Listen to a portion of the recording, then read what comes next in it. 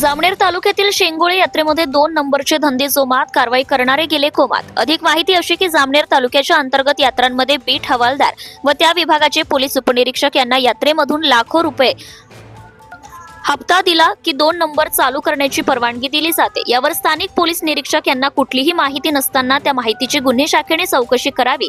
तसेच जिल्हा पोलीस अधीक्षक डॉक्टर रामेश्वर रेड्डी हे देखील यात्रेच्या दिवशी बोदवड येथील पोलीस स्टेशनला होते।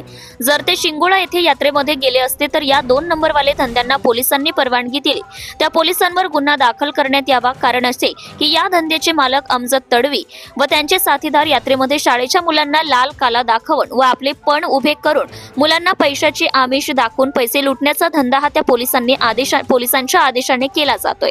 तसेच या ठिकाणी तडवी यांना मदत करण्यासाठी स्थानिक गावगुंड 2 नंबरवाले पोलिसांचे मोठे योगदान आहे।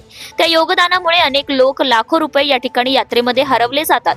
त्यामधून सर्व ठिकाणी हप्ते पोहोचवण्याचं काम अमजद तडवी व त्यांचे साथीदार व त्यांना सहकार्य करणारा पैलवाल यांच्यावर जळगाव गुन्हे शाखेने कारवाई करावी अशी मागणी स्थानिक महिलांनी करून देखील यात्रेमध्ये अनेक शाळांची मुलं व यात्रा पाहण्यासाठी आलेले भाविक लाखो रुपये हरवले जात आहे। यावर तालुका पोलीस स्टेशनचे पोलीस निरीक्षक व जळगाव येथील गुन्हे शाखेच्या पथकाने कारवाई करावी अशी मागणी यात्रेकरू करीत आहेत। Subscribe now and press the bell icon. Never miss an update.